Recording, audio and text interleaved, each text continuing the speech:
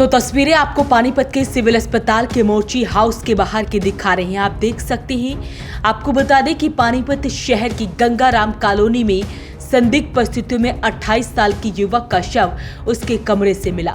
मामले का पता उस वक्त लगा जब साथी कर्मचारी उसे जगाने के लिए कमरे तक पहुंचे, जिसके बाद देखा कि वो मृत अवस्था में पड़ा है।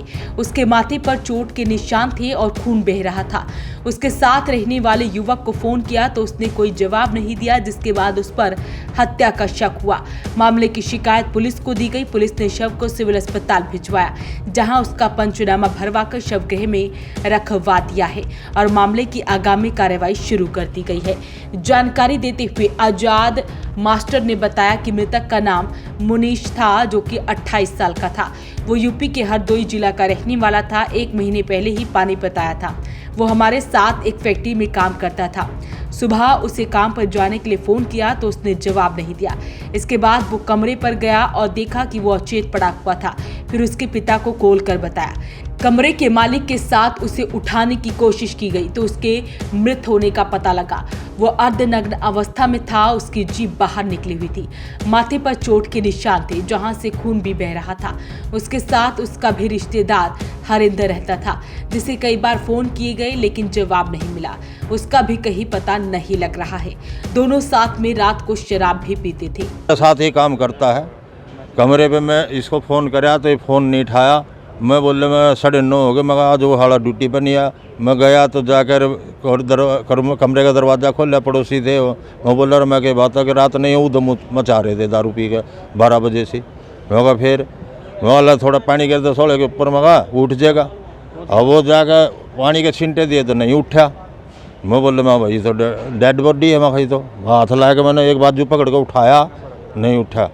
मैं बोले मैं भाई तो ख़त्म। फिर मैंने इसके घर फ़ोन करा था, इसके बाप के पास। मैं इस तरह बात है, वहाँ मुनीश मखा एक्सपायर हो गया है।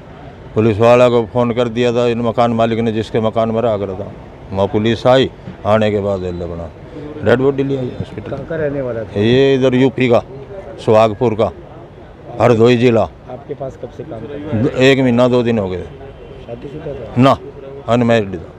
शादी नहीं हुई थी। शादी तो अब हुए इसका रिश्ते रास्ते देखने के लिए 3 तारीख को उसने जाना था घर। तो यहाँ पे अकेला रह रहा था? अकेला ही रह रहा था। एक इसके साथ और था इसका रिश्तेदार, दोनों इकट्ठे रहते थे। कितनी उम्र थी? 28-29 साल उम्र थी। तो आपके पास क्या काम करता था जी? रूई वो माल भरिया करा था बोरिया में। लेबर था? हाँ, लेबर में। तो जैसे आपने देखा कोई शरीर पर चोट के निशान भी? चोट के निशान सिर पर है उसके। यहाँ को खून आ रहा था आँख धो रही को। अब आँख में से आ रहा, कहाँ से आ रहा वो तो देखा नहीं। हाथ लगा के उसकी जीभ बाहर निकल रही थी। आपका क्या नाम है? मेरा आजाद मास्टर। तो कहीं ना कहीं ये शक जाता है कि मर्डर हुआ है। हाँ बिल्कुल। वैसे तो अगर गिरेगा पड़ेगा तो रास्ते में पड़ेगा, कमरे में भी पड़ेगा तो अलग है। तो वो सोया हुआ था अच्छे से बिल्कुल।